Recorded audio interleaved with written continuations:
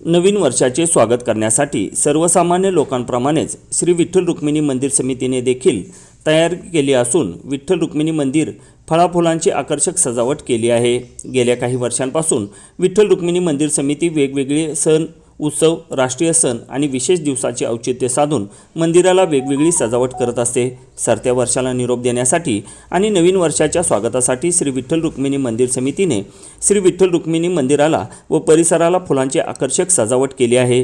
श्री विठ्ठल आणि रुक्मिणीचा गाभारा, सभामंडप आणि परिसर फळे आणि फुलांच्या आकर्षक रचनेने सजवला आहे। अनेक भाविक नवीन वर्षाची सुरुवात देवदर्शनाने करतात, त्यामुळे नवीन वर्षाच्या पहिल्या दिवशी श्री विठ्ठल रुक्मिणीच्या दर्शनाला येणाऱ्या भाविकांना फळाफुलांमध्ये सजलेले विठुरायाचे सावळे रूप आकर्षित करत आहे।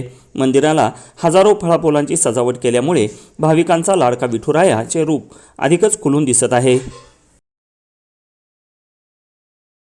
ताज्या घडामोडी जाणून घेण्यासाठी शिवशाही न्यूज यूट्यूब चॅनलला सबस्क्राईब करा। आपण हा व्हिडिओ फेसबुकवर पाहत असाल तर फेसबुक पेज फॉलो करा आणि शिवशाही न्यूज.com या आपल्या वेबसाईटलाही भेट द्या।